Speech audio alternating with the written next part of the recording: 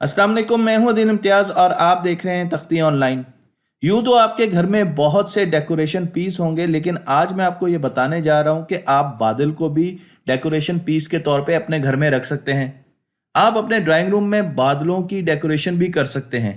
आप हैरान होंगे कि क्या ऐसा मुमकिन है, लेकिन ऐसा मुमकिन बनाया एक डच साइंटिस्ट ने जिनका नाम है बर्नार्ड स्मर्डे। उन्होंने फैशन की दुनिया में आर्टिफिशियल क्लाउड बनाकर बहुत ज़्यादा नाम कमाया।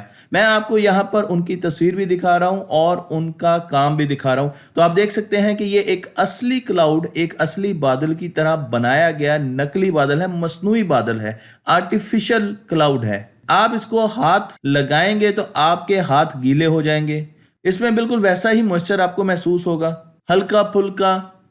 मगर फर्क यह है कि यह इंसान ने बनाया है। इंसान हमेशा से मौसम को कॉन्कर करना चाहता है, वो मौसमों पर काबू पाना चाहता है और इसके लिए बहुत अरसे पहले कोशिशें शुरू हो गई थी। आज भी इंसान इस कोशिश में है कि वो किसी तरीके से वेदर को कंट्रोल कर सके। मैं आपको लेके चलता हूं जर्मनी, मर्सिडीज बेंज के म्यूजियम में। और अगर आप इस म्यूजियम के अंदर जाके देखेंगे तो आपको एक साइक्लोन नजर आएगा। ये साइक्लोन ह्यूमन मेड, इंसान का बनाया हुआ साइक्लोन है जो कि मल्टी स्टोरी है। बहुत से लोग सिर्फ इस साइक्लोन को देखने के लिए इस बिल्डिंग में आते हैं। इस बिल्डिंग को अगर आप देखें तो ये मल्टी स्टोरी बिल्डिंग है और इसके बीच में साइक्लोन बनाया गया है। लेकिन अब हम चलते हैं टेस्ला के काम पर। टेस्ला एक बहुत बड़े साइंसदान थे जिन्होंने हमें टेस्ला कॉइल्स, बड़े बड़े ट्रांसफार्मर्स दिए। टेस्ला कॉइल्स के जरिए हम बहुत बड़े स्पार्क प्रोड्यूस कर सकते हैं, बिल्कुल ऐसे ही स्पार्क जैसे कि थंडरस्टॉर्म में बिजली गिरती है। मैं आपको यहां पर एक्सपेरिमेंट दिखाऊंगा जो आम लोग कर रहे हैं अपने घर में आम मटेरियल के साथ। आप यहां पर देख सकते हैं, यहां पर मेरे पास एक बहुत बड़ी टेस्ला कॉइल है और उसकी दो तरफ, एक तरफ बहुत बड़ी सीढ़ी है और दूसरी तरफ एक मेटेलिक पोल है। तो जैसे ही मैं टेस्ला कॉइल को एनर्जाइज करता हूं, एक बहुत बड़ा स्पार्क आपको नजर आएगा जो कि टेस्ला कॉइल और सीढ़ी के दरमियान मौजूद होगा। इसी तरीके से आपको बहुत बड़ा स्पार्क पोल की तरफ जाता हुआ भी महसूस होगा, बिल्कुल ऐसे ही जैसे बादलों में गरजती हुई बिजलियां हों। कदीम जमाने में इंसान ये समझता था कि साउंड वेव्स के जरिए बारिश बरसाई जा सकती है और इस वजह से इंसान ने बहुत बड़े बड़े साउंड कैनन्स बनाए। आपको यहां पर तस्वीर में साउंड कैनन नजर आ रही है जिससे हम बहुत ज्यादा लाउड आवाज जनरेट करते हैं। तो जब भी बादल आते थे, इंसान बहुत ज्यादा तेज आवाज जनरेट करते थे और उनका यह समझना था कि इससे बारिश फौरन हो जाएगी।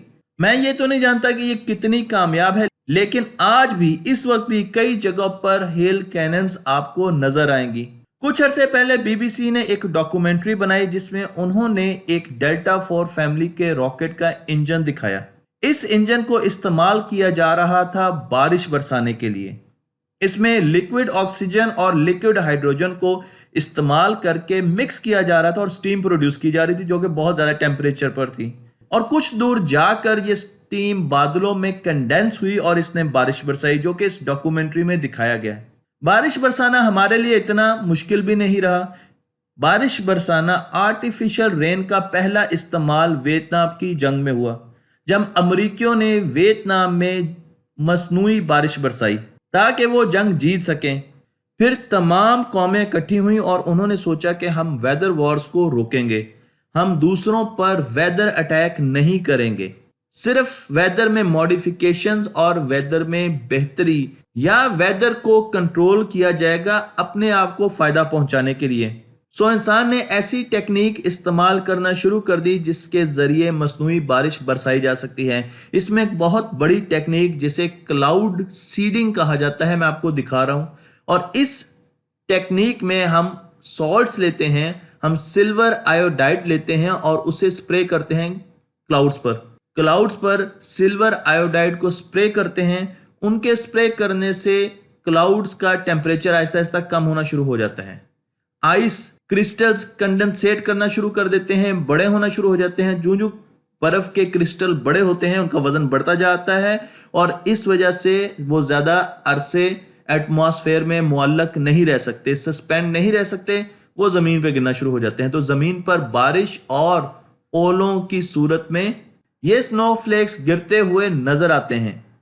तो हमारे पास पहला ऑप्शन यह है कि हम सिल्वर आयोडाइड लें, जहाज में उसको फिल करें, सिलेंडर्स में बादलों पर जाएं, वहां पर स्प्रे करें, स्नोफ्लेक्स बनेंगे, कंडेंसेट करेंगे, बड़े होंगे और उसके बाद वो नीचे की तरफ अपना सफर शुरू कर देंगे।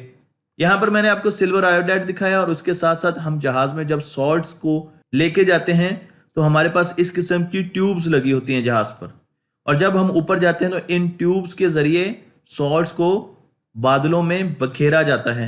मैं आपको यहाँ पर ये ट्यूब्स दोबारा दिखा रहा हूँ। एक जहाज परवास कर गया है और आपको यहाँ पर ये सिलेंडर्स, छोटी छोटी ट्यूब्स नजर आ रही हैं, और जब ये ट्यूब्स गैस रिलीज करती हैं तो ये फ्लेयर देती हैं। आपको यहाँ पर आग नजर आएगी, आग के शोले नजर आएंगे, फ्लेयर्स देती हैं। यहाँ पर मैं ये भी बता दूं कि ये मल्टीपल मुख्तलिफ किस्म के सॉल्ट्स इस्तेमाल करते हैं। ये डिपेंड करता है कि बादल किस नौयत के हैं। सिल्वर आयोडाइड मैंने आपको दिखाया था, लेकिन उसके साथ साथ हम और भी किस्म के सॉल्ट इस्तेमाल करते हैं और वो गैस हम बादलों पर छिड़काते हैं, बरसाते हैं। इस फिनोमिना में, इस प्रोसेस में फ्लेयर्स प्रोड्यूस होते हैं, जो मैं आपको यहाँ पर दिखा रहा हूँ। तो मेरे पास यहाँ पर एक कैप्सूल है जिसमें हमारे पास 12% एक ऐसा मटेरियल है जो तमाम चीज़ों को इकट्ठा रखता है। 5% मैग्नीशियम है, हमारे पास सोडियम क्लोराइड है, सॉल्ट है, हमारे पास पोटाशियम क्लोराइड है, सॉल्ट है। ये तमाम सॉल्ट्स हम स्प्रे करते हैं बादलों के ऊपर और कुछ मिनटों के बाद, यानी 20 मिनट के बाद हमें रिजल्ट नजर आना शुरू हो जाते हैं। वहां पर हम आयोडाइड्स को और क्लोराइड्स को इस्तेमाल कर सकते हैं। मैं आपको यहां पर ये एग्जांपल दे रहा हूं जहां पर एक जहाज, एक छोटा सा हमारे पास बादल है, इसमें आइस भी है और इसमें पानी भी है, और इसके ऊपर हम सिल्वर आयोडाइड को शॉवर कर रहे हैं, स्प्रे कर रहे हैं। तो उससे हमारे पास स्नोफ्लेक्स ऐसा ऐसा बढ़ते जाएंगे। अब देखें आइस बढ़ती जा रही है, बढ़ती जा रही है, और जब आइस बहुत ज्यादा बढ़ जाएगी तो एक वक्त ऐसा आएगा कि बारिश शुरू हो जाएगी या बर्फबारी शुरू हो जाएगी। जदीद टेक्नोलॉजी में हम सिलेंडर्स का भी इस्तेमाल करते हैं सॉल्ट्स को हवा में लेकर जाने के लिए और बादलों के ऊपर शावर करने के लिए। मैं आपको यहां पर एक और टेक्नोलॉजी भी दिखा रहा हूं जो कि क्लाउड सीडिंग पर ही बेस करती है, लेकिन जहाज की बजाय हम जमीन पर मौजूद एंटीना से, सीडिंग जनरेटर से गैस को खारिज करते हैं। अब यहां पर एक सीडिंग जनरेटर देख सकते हैं, तो इसके जरिए हम सिल्वर आयोडाइड गैस को खारिज करते हैं, वो आहिस्ता आहिस्ता ऊपर जाती है और फिर बादलों में स्नोफ्लेक्स बनते हैं, और स्नोफ्लेक्स के बनने के बाद बारिश शुरू हो जाती है, स्नो गिरना शुरू हो जाती है या हेल स्टॉर्म आ जाता है। मैं आपको यहाँ पर मुख्तलिफ किस्म के जनरेटर्स दिखाता हूँ जो कई जगह पर आपको नजर आएंगे। आप देख सकते हैं ये मुख्तलिफ किस्म के क्लाउड सीडिंग के जनरेटर्स हैं। इसी तरीके से आप मॉडर्न जनरेटर्स भी देख सकते हैं। आपके पास बिल्कुल वैसे ही कैप्सूल्स हैं जैसे कि जहाज के ऊपर होते हैं, और जब ये कैप्सूल अपना काम शुरू करते हैं तो इनमें से गैसेस निकलना शुरू हो जाती हैं, जैसे कि आप यहाँ पर देख सकते हैं। और फिर ये गैसेस आहिस्ता आहिस्ता ऊपर जाती हैं, बादलों में जाती हैं और बारिश होना शुरू हो जाती है। इसकी एक ताज़ा तरीन मिसाल 2017 से दूंगा, जब यूएई ने सोचा कि वो मसनूई बारिशें करवाए, क्योंकि बहुत ज़्यादा खुश्क साली थी, और इस वजह से यूएई की गवर्नमेंट ने 2017 में 242 क्लाउड सीडिंग के ऑपरेशंस करवाए, जिसकी वजह से यूएई में बहुत ज़्यादा बारिशें हुई। अभी रिसेंटली भी, पिछले साल भी यूएई में बहुत ज़्यादा बारिशें हुई, दुबई में बहुत ज़्यादा बारिशें हुई। इसके साथ साथ एक और टेक्नोलॉजी का इस्तेमाल किया गया जिसमें हमने हाई एनर्जी पोल्स बनाए। यहां पर high energy, high voltage poles बनाए, और जब इन पे बहुत ज़्यादा वोल्टेज रन करती है तो गैस आयोनाइज हो जाती है। गैस के जो नेगेटिव आयोन्स होते हैं वो ऊपर चले जाते हैं और वो डस्ट को अक्यूमुलेट करते हैं, डस्ट उनके ऊपर आ जाती है क्योंकि वो नेगेटिवली चार्ज्ड डस्ट बन जाती है, और उसके बाद इस डस्ट के साथ मॉइस्चर भी ऐसा ऐसा कंडेंसेट होता है और इस डस्ट के साथ इकट्ठा हो जाता है और फिर बारिश होना शुरू हो जाती है। इस टेक्नोलॉजी का इस्तेमाल किया गया दुबई में, और इसको लगाने के लिए एक स्विस कंपनी वहां पर आई। यहां पर मैं आपको ये high energy, high voltage poles दिखा रहा हूं जो कि एक लाइन में लगे हुए हैं, और इनका काम यही है कि ये हमारी एनवायरनमेंट को आयोनाइज कर रही है। तो आप देख सकते हैं यहां पर मुख्तलिफ किस्म के बादल हैं, उनको आयोनाइज किया जा रहा है और कुछ अर्से के बाद यहां पर बारिश हो जाएगी।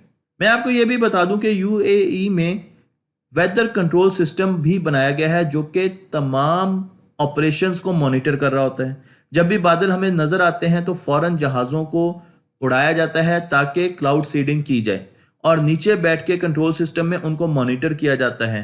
तो पूरा एक स्ट्रक्चर है यूएई में जो कि बारिशें बरसाता है।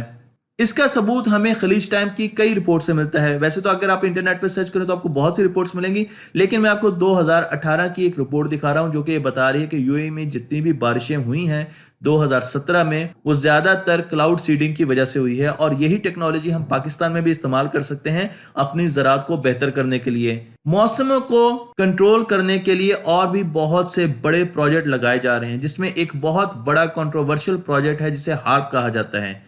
आने वाले दिनों में मैं हार्प पर भी एक वीडियो बनाने जा रहा हूं, जिसमें मैं आपको बताऊंगा कि हार्प पर अमल करते हुए किस तरीके से दुनिया के मौसमों को कंट्रोल करने की कोशिश की जा रही है और इसके असरात भी डिस्कस किए जाएंगे। तो मुझे उम्मीद है कि आपको मेरी ये वीडियो पसंद आई होगी। मेरे चैनल को लाइक कीजिए, शेयर कीजिए और दूसरों तक पहुंचाइए।